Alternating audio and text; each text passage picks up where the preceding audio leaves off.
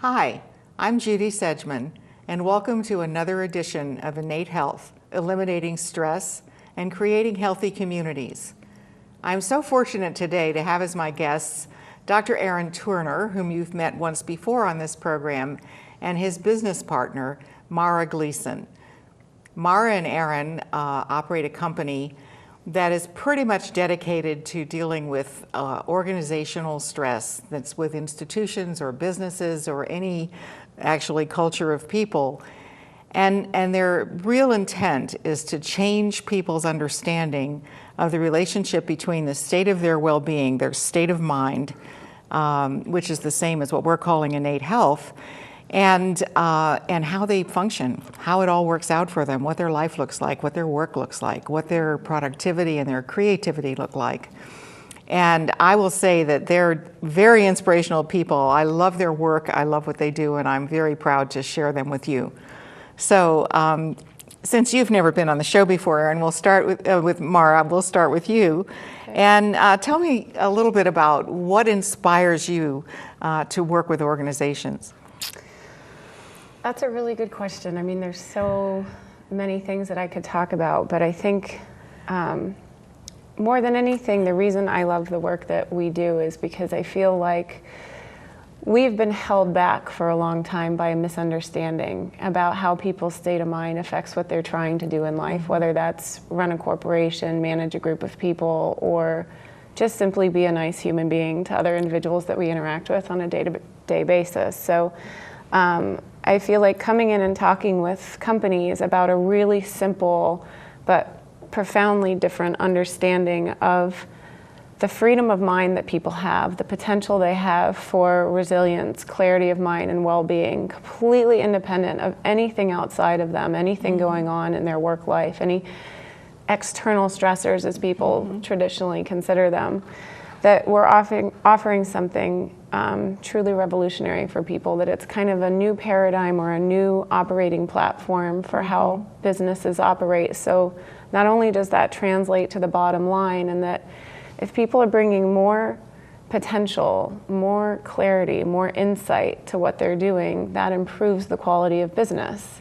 Yeah. But the really fun side effect, which I've directly experienced in my own life, is that it improves people's quality of life across the board. So what we're sharing with people in corporations about understanding their own freedom of mind, they're translating to how they interact with their children or their spouses. So it's really a profound new understanding of where a person's quality of life comes from. And there's business implications for that, but there's just general life implications. So yeah, I love doing it. Yeah, I can tell. Yeah. So Erin, when you have to explain, let's say I was a business person, you're meeting me for the first time, and I don't really understand what you do, but I really like you and I've heard great things, so I'm inclined to want to listen.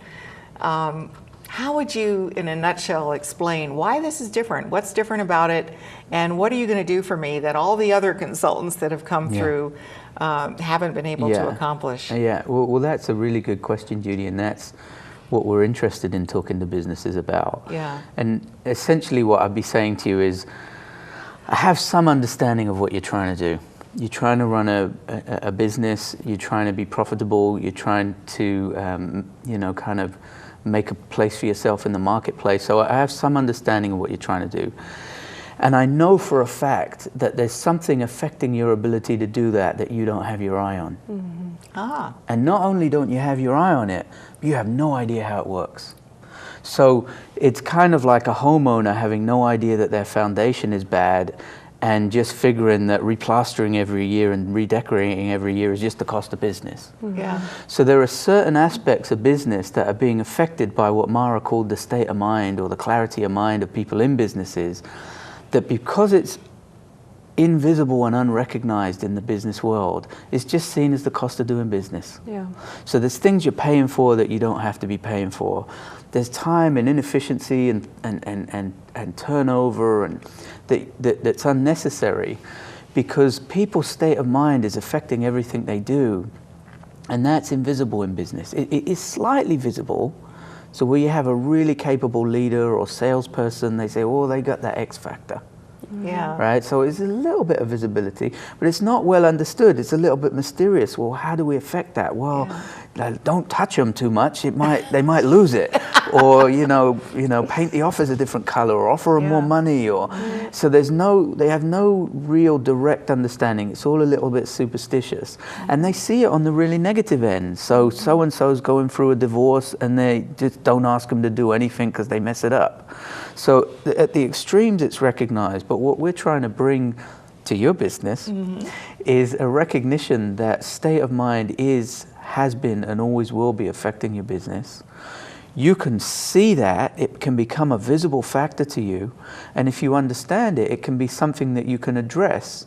Firstly, to eliminate a lot of the inefficiencies and costs that it creates presently, but also to leverage it to higher levels of performance. So what created that synergistic team that people worked all hours and were energized and are dying to go back to it? Or why is it that certain person is just hitting the ball out the park on their sales numbers? Or what's this hot streaks thing about? And why do you get onto it and why do you fall off it?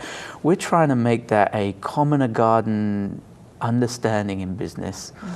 And as Mara said, one of the side effects is that everybody's happier and enjoys their work more. So some companies we work with, not only are they doing great work, but they appreciate it so much that they often go to other companies because they've been offered more money, and then in hindsight they're like, oh, money's not really worth the quality of experience, so they go back. So that's interesting. Well, and just to add to what Erin was saying, I think if the bare minimum of what we felt like we were offering organizations is just to cut a tremendous amount of that inefficiency, that would be great. That would be great fun. I'd feel like we were doing a service in the world. But the cooler part, which she touched upon, is that we're really talking about as people take leaps in their thinking or leaps in their level of consciousness, suddenly things become possible in an organization that people never thought were possible. So there's kind of the Einstein quote, you can't solve a problem at the level of thinking at which it was created. We feel like we're really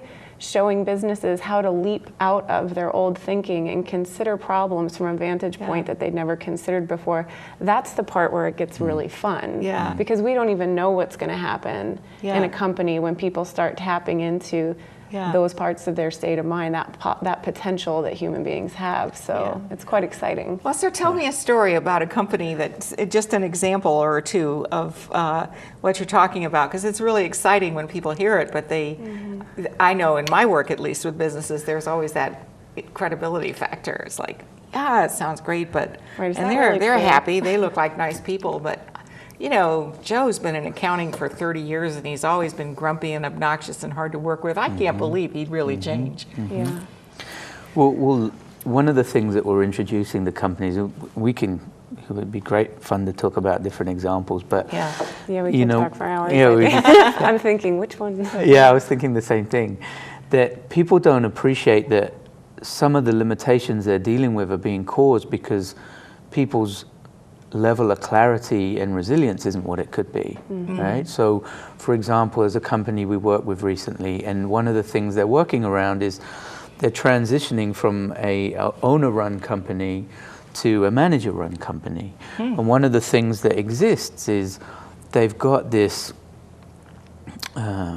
almost like division, down the middle of it. Well, people who like the old way and people who like the new way, and they figure, well, that's just a part of change, and when we go in and talk to people, we find that there's just an absence of a level of clarity of mind. And what does a level of clarity of mind look like? Well, it looks like an absence of stress, a level of comfort, even in the face of your own insecurities. And this is usually seen as a very soft thing, but what we're trying to show companies is it's directly tied to the way the organization performs. So you have these levels of discomfort in there, which essentially become lines of trust and communication. And so the company operates a certain way. There's kind of an inefficiency on the leadership teams. People don't talk to each other, right? So we have a conversation, we do a program with the leadership, and what the leadership realizes, God, there are ways in which my level of clarity and comfort are being interrupted. That I'm not comfortable with everybody. I'm kind of rushed in my own mind. So instead of actually sitting down and talking with you, I'm kind of just reeling things off and then disappearing. And the way that shows up is that you don't really trust me. Because you don't really believe that I've said what I have to say to you, which I haven't. I just reeled off a list to you. So because you're not comfortable in your mind, you're starting to think, well, what's really going on here? And you're starting to make up your own story. So everybody's going off in their own direction. Now, as soon as they see it as their own state of mind, hold on, I'm rushed here and I don't trust you. I've got to settle down and talk to you. All of a sudden, the level of comfort across the leadership team is increased. And all of a sudden, chronic problems of distrust that are creating political allegiances and essentially a whole bunch of leadership politics, within 2 weeks have disappeared. Because now everybody believes, well, you're talking to me, you're actually talking to me, and I'm confident that I'm hearing what you have to say. You're not holding anything back from me. And this ability to misinterpret where people aren't being clear and where they're not actually kind of being present with each other is disappearing. What was previously seen as an inevitable inefficiency of change, they're now seeing as a function of kind of not being clear and present with people, and it kind of solves itself. So what have you taught the person? You know, what is it that the person grasped when they suddenly realized, gosh, I'm just spewing stuff at Erin and I'm not really giving him my heart. I'm not really telling him why this is important or what I really care about. We just yell at people and say, get clear. Well, essentially what they didn't realize before is that the clarity of their mind is varying. And that the trustworthiness, the usefulness of what they're thinking is varying. Kind of like a computer with variable viruses. So you don't want to believe every number it spews out equally because they're not all equally reliable.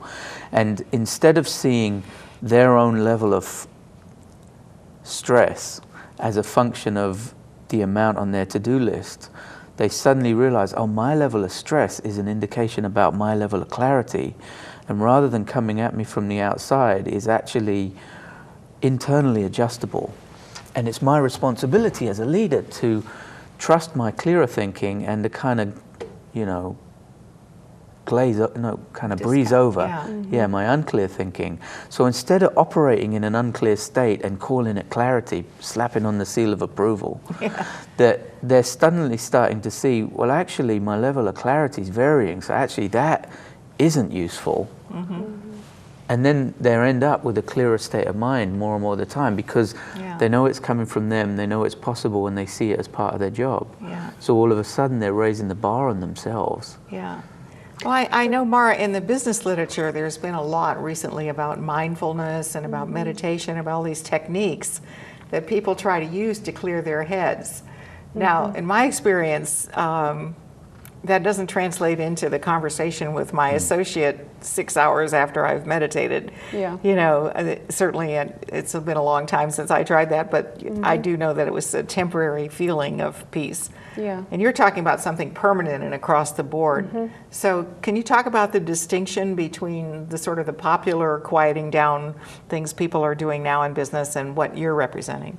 No, that's a great question because I think people are talking a lot about that now. I mean, the biggest, you touched on it for a moment there, but the biggest distinction I would make is that meditation is a technique or a practice, and a lot of books and business and all different fields right now are pointing to a variety of techniques and practices that are meant to help people quiet down from the inside out. And the idea being that as people quiet down from the inside out, that does something for their state of mind, which is in sync with what we're talking about in the sense that people's state of mind determines their performance in life and at work. But what we found is that, as Erin, started to touch upon, is that if you can actually educate people about the mechanics behind how the mind works, how we even create a state of mind, that the deeper someone understands how it works, they don't have to apply a bunch of techniques, which, let's be honest, as you said, tend to be short-lived. Yeah.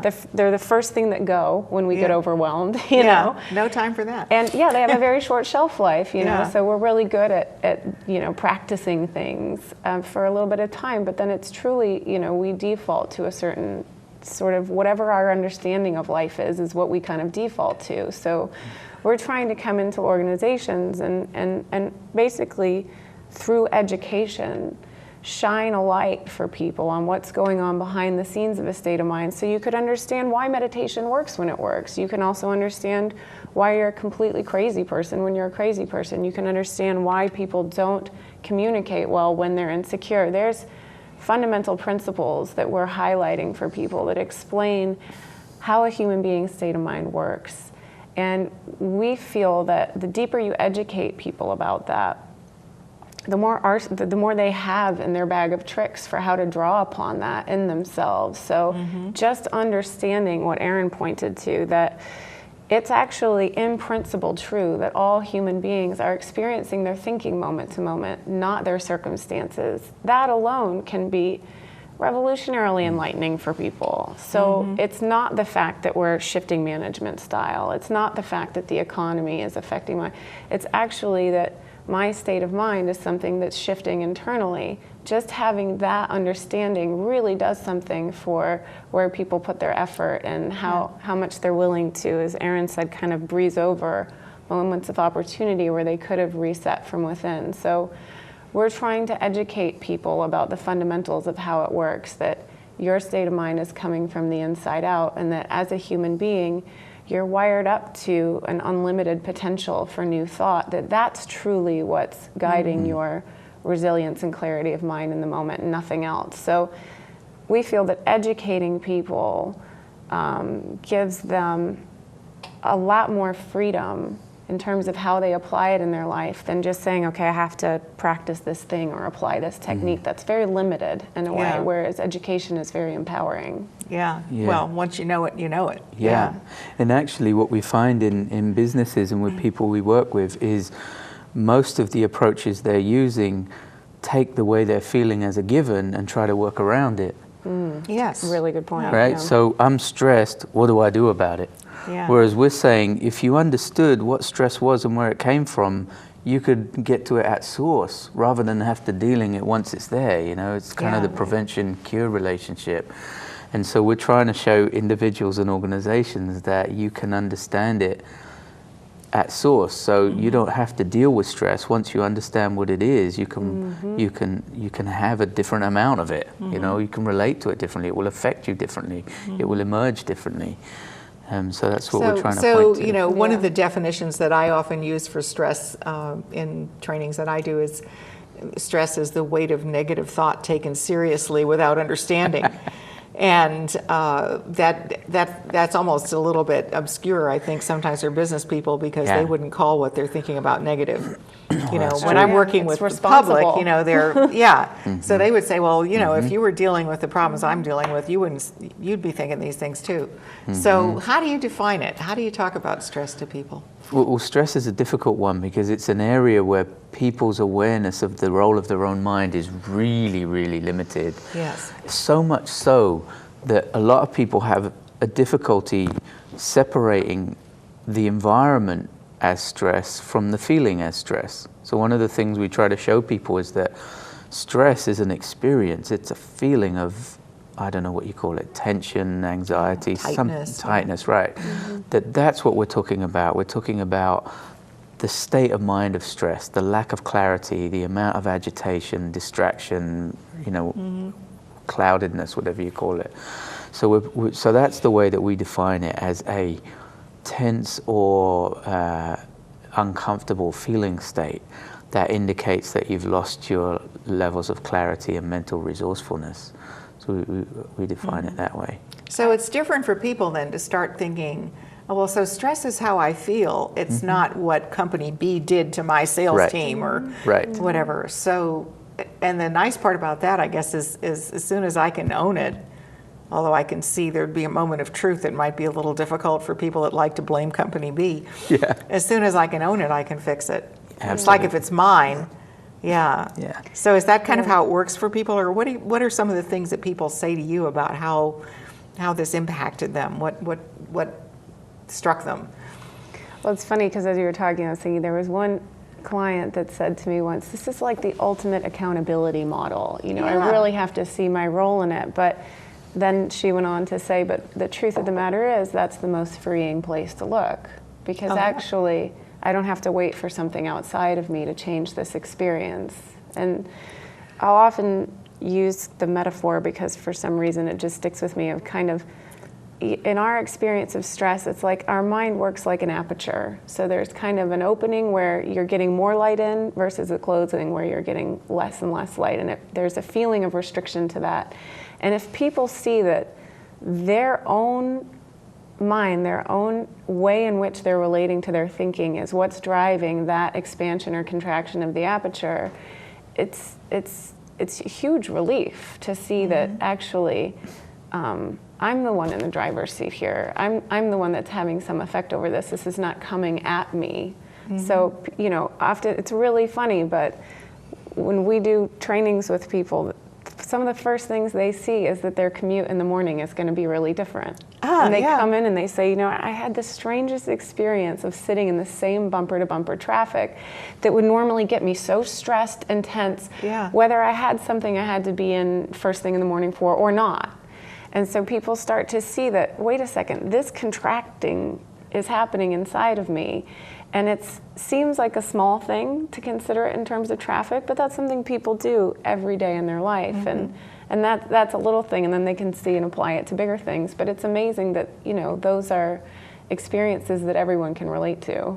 You know, it's funny that you say that because it's a long time since I first got involved in this work, but I had this moment of insight about how I was working myself up on the way to work without realizing it, because I'd have all these thoughts about what was going to happen, but of course it never was what happened. But I'd be sure it was going to happen. I'd be all. So the first time that I actually just left the house in a peaceful state of mind, I'm driving to work and I thought, gosh, everybody's planted flowers. Like yesterday. What's happening here? Do they have like a garden sale or something? I was looking around and I'm going, look at all these incredibly beautiful flowers. So I went home and I said to my husband, I said, I couldn't believe it. Did we miss out? Was there a plant sale? He said, no, they've always been there. But I was so consumed with my own, you know, stressful thinking that I didn't even see what I was driving through. And one of the problems we're trying to address is that professionals believe that experience to be a clear perception of what they're dealing with. Whereas what we're trying to show them is that is an unclear mind that can't deal with it. Exactly. And that's a big shift. That's a big shift for them, because if you think that the stress has something to do with the situation, it feels responsible to have an unclear mind. And you're kind of exerting all this energy, and it's all lost in friction. You know. That's an interesting way to put it. Well, and furthermore, as people, I mean, one of the things that we often hear from people is that they start to realize how much more juice for the squeeze there is within them as they start to experience the same stressors, you know, the same external circumstances, but with a completely different state of mind. And Erin had one client who sort of sheepishly called him up and quietly said, you know, I hate to say it, but I sort of feel like I have a part-time job now. And this was a guy who was a total workaholic. I mean, he was putting in 12 to 14-hour days on a regular basis. And he just was absolutely amazed at how much he could get done in a fraction of the time. And that's what we're really pointing to. That's as people's quality of mind increases.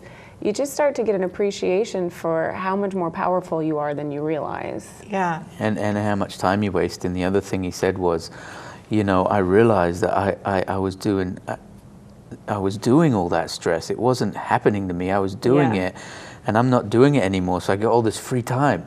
Because I was juggling 2 jobs, doing the stress and doing my job. You know? Right, that's what I always thought before. I used to think that. At first I was managing all these crazy thoughts, and then I was trying to manage my life, my company, my family. It was a little much. You know? So a little much. That's interesting. So I guess as we near the end of the program, I'd like to give you a chance to really go ahead and talk about the logic that you've referred to, how it works and the logic behind it. But, give us a taste of that. Talk, each of you in your own way, talk about what is that logic? What is it that's really explanatory? Whoever wants to go first. Yeah, I'm fine Okay. going first. So the logic is that people's minds is determining what they're able to do and how well they're able to do it. And there's just an unbelievable potential to that is exhibited at, high levels of performance and high levels of well-being. And those two things go together. And the only thing that gets in the way of people using this tremendous potential of the mind is their misunderstanding of how it works. So they unknowingly feel themselves resigned to lower qualities of mind because they don't understand how the internal dynamics work. So their mind sells them a low quality thought, and they don't realize there's a lot more stock. They don't have to, it's not like only one item in the store, and okay, I'll buy it, Yeah. I don't like it, but I'll buy it. Yeah, and so they're unknowingly resigning themselves to such a limited quarter of the mind. It's unknowingly coming from their mind, and they're unknowingly settling for it, and there's all this potential left on the table. And if they could only see the way that their belief in the reality of their thinking, the belief in the reality of their state of mind is the only stumbling block. As soon as they take that in stride as just a fluctuation of their mind, a natural automatic fluctuation of their mind, they're kind of at the bus stop for all that potential. Yeah. I mean, I would just be reiterating what Erin said in my own words, but I think the fact that our thinking shows up as real to us is a real trick of the mind, and if we don't understand it, we can get really caught in it. So it's very understandable that when I feel bad, it doesn't seem like, well, this is just a fluctuation in my thought right now, it'll pass. No, the way the human system works is that consciousness brings it to life through my whole sensory system such that I experience it as real. So when I'm sitting in traffic, ticked off, it feels very real. Oh, yeah. And I'm very annoyed. So for people to just see the freedom that actually there's the way to understand the amazing special effects system of the human mind such that I'm just experiencing whatever kind of thinking I'm in the moment, but that actually comes from this unlimited potential for new thought. I mean, thought is just energy that takes a form. It comes from a formlessness. And so the fact that we have in us a potential for infinite new forms to take shape in our minds is really truly saying to people that there's unlimited forms that our reality can take, and that can be flowing through your sensory system in the next moment as opposed to that tension. And I think there's something truly profound and magical and yet everyday about that's really helpful for human beings to come to understand. I agree. I think that's beautiful. Well, on that note, I want to thank you both very much for joining me today. I loved listening to you talk and exchanging ideas, and I hope that next time you're around, you'll come back again. Absolutely. So thank you, Mara Gleason, thank you, Erin Turner, and Pleasure. thank you all for being with us on another edition of Innate Health. Thank you.